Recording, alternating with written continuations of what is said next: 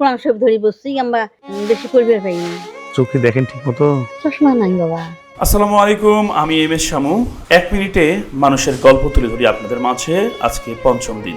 আজকে শোনাবো এক মহিলার কথা, যিনি টাকার অভাবে চশমা কিনতে পারেননি এবং এই রমজানে কোরআন শরীফ পড়তে পারেননি। যদি ভিডিওটি ভালো লাগে অবশ্যই ফলো কেমন দিন। আছেন?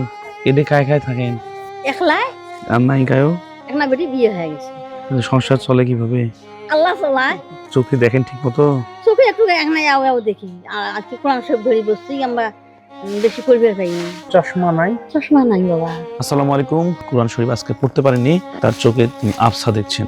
আমরা কথা দিয়েছি তার চশমার একটা ব্যবস্থা। উনি নিয়মিত রোজা রাখেন, দীর্ঘ 25 বছর ধরে একাই আছেন। একটি মেয়ে ছিল, বিয়ে দিয়ে দিয়েছেন। নানা মারা গেছে, অনেক বছর হয়ে গেল। যদি কেউ সাহায্য সহযোগিতা করতে চান আমাদের জানাবেন, আমরা নিজ হাতে তার কাছে পৌঁছে দেবো। আপনাদের সাহায্য সহযোগিতা ভালোবাসাতেই আজ আমরা এত দূরে এসেছি। তাই চলুন কথা না বাড়িয়ে কাজ শুরু করি। ধন্যবাদ।